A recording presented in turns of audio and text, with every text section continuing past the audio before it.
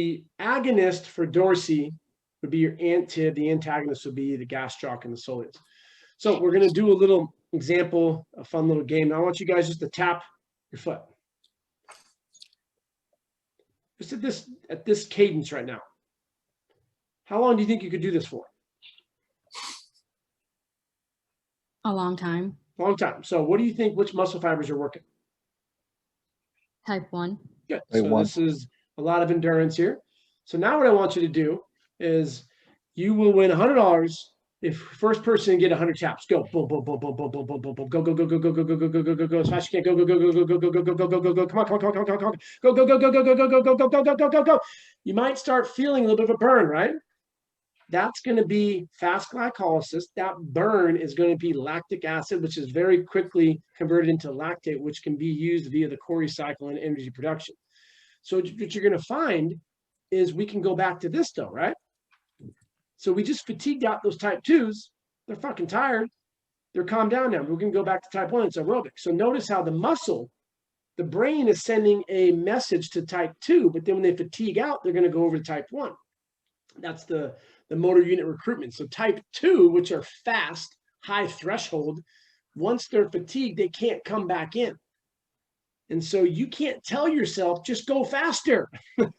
But there is something that you can do from a physiological advantage. What's something you could take that would allow you to do that a little longer?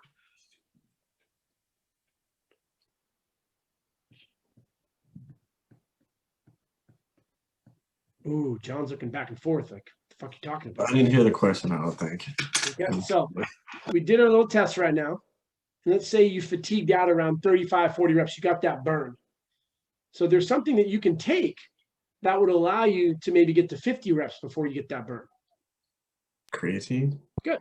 So creatine phosphate, what it does is when you burn out right there, you don't have enough inorganic creatine phosphate molecules to bind with the ADP, and you have too much lactate running around. So when you take creatine, it actually buffers the environment. So it allows you to do more. And so if you have an athlete who goes until X and then they're fatigued out, anaerobic metabolism. So when we look at this first one, a basketball player and a swimmer could really, really benefit from creatine supplementation. Could a soccer player as well? Sure, but not to the extent that the basketball and 50-meter sprinter would, or 50-meter swimmer. So what would be the answer for this one? I think it's C. Wrestling. Okay, so anyone else? Maybe something. No. See, I'm just screwing with you guys. Go with your guys. Don't doubt yourself. That's how you're gonna fuck yourself, Johnny, because you're taking it. And you're gonna be like, hold on. I'm gonna go The back. worst test taker. This is why I hate tests. But Go with that gut. But like, yeah, on a lot of these too. Like even on a question like these, if you start to stump yourself too, think about time. Like again, just literally think about like you know it. I mean, just think it can't take more than a few seconds to run 100 meters. Triple jump, even if you don't know what it is, you already know somebody not jumping for a long time. You can think of that. And so automatically, let's go to wrestling. Even if I don't know exactly how long rounds are, I know that it's definitely longer than those. So it's going to be wrestling. C, yeah. And again, I haven't done much with wrestling, but the neat thing is when you understand the bioenergetics and injuries and actions, my mind goes to wrestling's very similar to MMA. MMA is very similar to boxing. They're not 30-second rounds. That's what would be a type 2 event. So wrestling, and someone can give me the specifics, but I'm pretty sure it's a 3-minute round, right? Can anyone vouch for that? Yes. I know boxing is. I know MMA is. So that's going to be more type 1.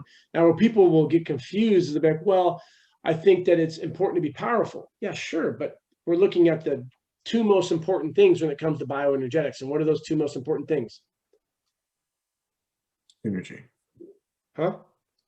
Duration, intensity. Duration and intensity. So how hard are you going? You cannot do a sprint for 3 minutes. It's physiologically impossible. But you can be, just like we did right there, going back to that example, I can come off and tap for a little bit and allow myself to recover. And depending on my cardio conditioning, I can recruit quicker if I've been training specific. So the answer for this one would be C, correct. So who could tell me which of the muscle is the most superficial part? We have the epimysium, perimysium, endomysium. So Epimysium. which one? Okay, so we've got in here. A. A. A. Okay. Now, the prefix epi means outer, like the epicenter, where the endo, think of endo part is the deepest in. So if you were to have like an apple, the core would be the endo. The red part would be the epi. The whatever that yellow/white shit is, that's the perimysium. So that's how you break down within the muscle. So you take it out, and it's like those dolls. It would be a big doll, little doll, small doll. The smallest would be the endo. The larger, most superficial would be the epi. Now the word mysium is making reference to myofibrils, of which we have 2 of them. What are the, we have more, but what are the 2 main ones? Myofilaments. And which one's larger? Myosin. Good. Myosin. And that's going to be the sliding filament theory with the right environment from the neurotransmitters in the brain, acetylcholine, and the release of calcium. And then you're going to have troponin and tropomyosin, which we'll be uncovering. And then ATP would then bind with myosin to allow for the cross-bridge attachments. All right. So we're going to get into a few more. Brock, you up on these ones or am I up? I forgot. I'm doing 3 through 5. Okay, I got you. So here we go.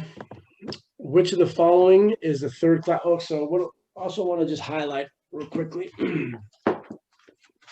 So at the end of chapter 1, you will see that, what are we on page?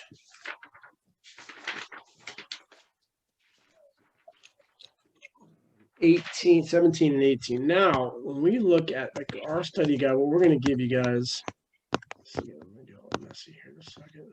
We're going to give you flashcards of what you should focus on.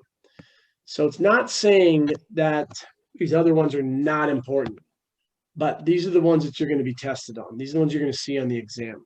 So you look at all these words in here. There's some of, again, you got to think of it as our intent is to get you to pass. It's like, let's be honest. Does it matter? Yeah, there is within reason. So use this lightly, but I'm going to go with the flow because it's March Madness. So you just want to get in the tournament. That's the most important thing. Sure, there may be advantage if you're 1 seed and you can zag and you're going to win. You're going to beat the shit out of everyone, but you just want to get in. That's the most important thing. So we want to get you into the tournament. We want you to pass it. So focus on these words. And if you really want to nerd out, that's fine. I respect each brain and how they work. This is like your tier A. Focus on this shit. This is the most important stuff to go over. Your 1, your 2A, your 2X's, tables 1 and 2. Actin and myosin, know the difference between those. Axial, appendicular, artery versus the vein. And then the 5 parts of the P wave, the QRS complex T wave. Difference between AV and SA, no, that's question 4 in the textbook. Brady versus tachycardia, blood pressure, and then the Golgi tendon and the muscle spindle. Know that stuff first. And if you know this, like, oh, this is a piece of cake, Chris, I know this is easy. Then you can go and nerd out on the other words. So if you want to know the difference between, the hyaline cartilage and the H-band, the Z, stuff like that, like Dr. Chalibo did go over, this is the bulk of it.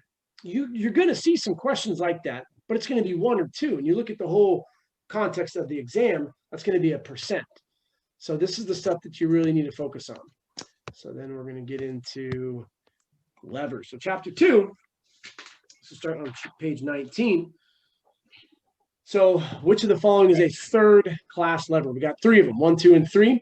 We have a push-up, calf raise, standing hamstring curl. A. C. A. Ooh, I like it. All over the place. Ryan's adamant with A. Joe says C. Jimmy says C. So let's take a look at the quintessential third class lever. What is it? And this is what the CSCS is going to give you an example of. Bicep curl. Good. Bicep curl. What joint is working at the bicep? Yeah. Elbow. elbow, I just posed that question wrong. During the bicep curl, what is the action at the elbow? flexion, Good. Flexion. Which exercise on here is very similar to the bicep curl? C. What is the name of one of the hamstring muscles? Bicep femoris. bicep And femoris, it's going to flex the knee joint. So a calf raise, as we know, is their perfect example of which class lever? First class. first class, Final answer? First class. Class. Calf raise, as it's going to tell you right here. Oh, second class. Good, second class. So calf raise is a second class, 21. You can just flashcard that one. So I tell people flashcard calf raise as a 2, bicep curl as a 3, but also a hamstring curl. A push-up technically is going to be a type 1. The nodding of a head or a tricep extension would also be type 1. Now, if you want more clarification on that, I'm not a biomechanist. Watch the video that we're going to tag in here from 3 weeks ago with Dr. Chaliwa, and he really breaks that stuff down to help you understand where everything's going on in that. So the correct answer for 1 would be C. Number 2, which plane of motion separates the body into superior and inferior halves? C. C. Now, these questions are really important because these are just the layups. It's okay if you didn't get it, but this is going to kind of give you an idea of how prepped you are for the exam. Because you see this one, it should be, oh, boom, transverse, next one. So then when you come to the ones that are a little harder, you don't have to freak out because this one, it's in the autonomic part of your learning. It's just, you're going to flip right through it. So we have superior, which is above, inferior is below. What's the term for front side? Frontal. front, Anterior. Frontal. So anterior, nice. The back part, Posterior. posterior, which is what plane of motion for those? That's the sagittal. sagittal, No, frontal. Good, frontal. front, Yeah. Frontal. Sorry. frontal, yeah, front, Good. So frontal is going to be AB and adduction, which is separating the body into anterior and posterior halves. Whereas sagittal is separating the body into right and left halves, which is going to allow for flexion and extension. So how I flashcard these are the most uniform examples. So superior and inferior, rotation. And then when you have flexion or extension or right and left halves, that's going to be sagittal. And then we have AB and adduction, that's going to be frontal. Now, let's all go around and just say one exercise that's going to be in the sagittal plane of motion. Bicep. Squat. Good. Bicep curl. Squat. Squat. Nice. lunge, I think I heard leg extension, which if that's what you said, that's correct. Or leg curl, both of those. lunges, Lunges, correct. Nice. What else? deadlift, Step up. Good. So think of most of the exercise in the gym, most are going to be sagittal, especially machines. Machines typically are going to be sagittal. Now, when it comes to frontal, that's going to be AB and adduction. So what are some examples in the frontal? Lateral shoulder raise. Lateral shoulder raise, Pull up. pull up, pull up. What's the opposite of a pull up? Pull down, overhead press, military press, nice. Jumping jacks, those are all going to be frontal. And transverse is just any type of rotation. Now, when we look at the human body and how it moves in sport, and this is what's interesting is this is where I feel, this is just my 2 cents, but why I feel a lot of strength coaches go off the deep end is because they say that sport is so multiplanar. Therefore, we need to do all these multiplanar variations when we train. Step up, lateral raise into a press. And I think that's just going a little too far. Whereas take a step back, and if we establish the foundation, which is strength, in the accessory or maybe 5-10 minutes at the end of your workout, sure, you could throw in those movements. But focus on getting strong with your bilateral and unilateral exercises via proper overload based on what the athlete needs for their sport. And then work on the core / transverse stuff as the accessory, but don't allow that to compromise force production for the main moves. And then what is this one? Mine be or you? It's on me now. Okay. All right, we got what is the definition of power? We got A, force time, F times T. I shouldn't use words. B, F times V. C, N divided by M. B. I think I heard a B. I see an A. What are y'all feeling? Is T torque? What? Time. I'm gonna say, yeah, it is time. B. I'm going B. All right, good. I like this. This is a good one. This is a good. And this was one that is going to be one of the trickier ones they'll have like this on the test. So the answer is B. It's a matter of no. So yes, force times time. Again, that's not necessarily wrong, but again, the actual formula is force times velocity. Even though velocity is a form of time, again, make sure you want to have the most correct answer. C is N divided by M. What would that be, like the Newton divided by meters? Is that what that is? Yeah, that would be Newton divided by meters. So again, I know, get that one out of the equation. So yeah, force times velocity. Think of you want speed. It is strength mixed with speed. That's what clean, snatches, all these are. So power is force times velocity. All right. Number 4, 85 to 90% of disc herniations occur between L4 and L5 while lifting heavier loads, 80%. Plus, it is suggested to employ this technique to create a rigid torso. A, lordotic. B, kyphotic. C, Valsalva maneuver. C. Yeah. C. Let's see, exactly. So Valsalva maneuver. So what does lordotic and kyphotic even mean? I don't know. Those are Roll just forward. those are spine shapes. So exactly, you just want to know that. Like if you might hear lordosis is a common one. Does anyone know what that means? Is it curled? Or? Curving inward. Ooh. Yeah, like a hunchback. Yeah, exactly. And kyphotic would be the opposite. So again, knowing that off the rip, and again, even in a question like this, it's one of those questions where they honestly throw a sentence in just to kind of not even trick you, but just to add a bunch of nonsense. Like it literally could have just been while lifting heavier loads. So make sure when you're looking at some of these questions, you're paying attention to what they're asking. I honestly would have probably just went to look at the second part of this, but again, they threw it in just to kind of make the question seem long and kind of throw you off. But yeah, Valsalva maneuver, and even the word maneuver being there kind of to me would even be a be a hint in itself. But yes, the Valsalva maneuver. Can somebody explain to me what is the Valsalva maneuver? You're like holding your breath during a lift at the sticking point, right? Yep, exactly. So yeah, you are. Instead of exhaling, you're just like breath in the face. Exactly. You're exhaling. You're exhaling first, then you take a deep breath, and so pretty much what you're doing is helping increase its air pressure, core pressure, because it's and it's the closing of the what's the proper name for what you're closing? Diaphragm? The glottis. Oh. So it's basically like it's in the vocal cord. It's weird, but yeah, you don't even know this to answer the question, but yeah, the Valsalva maneuver is a technique where we're pretty much building up air pressure in our core. All right, and the last 5,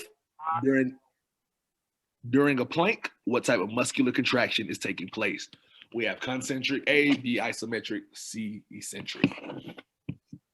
B. B.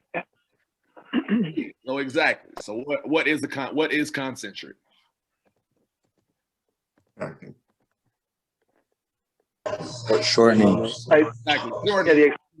Shortening, flexing of the muscle. It. Exactly. Eccentric is going to be that is the lengthening or the extending of a muscle. And so again, just thinking, even if you're not necessarily sure on what isometric is, we use concentric, eccentric a lot. Those require movements, so automatically like a plank, you're in the same position the entire time. So your best guess is probably going to be isometric, which is the same tension throughout the movement. Any questions on any of those questions? Any confusion on the answers? All right, good. And then Chris, I think you were taking this last one, right? Yeah, so we're gonna just post it into the chat right now. So for the homework for Wednesday, which will be at 6 o'clock, we're gonna start off the class by going over why are we stronger eccentrically. And there's if you participated in that class, you heard Dr. Chiliwa talk about that. There is some hypotheticals out there behind why. I will also post into our Facebook group an article from his name is Lenny Kravitz,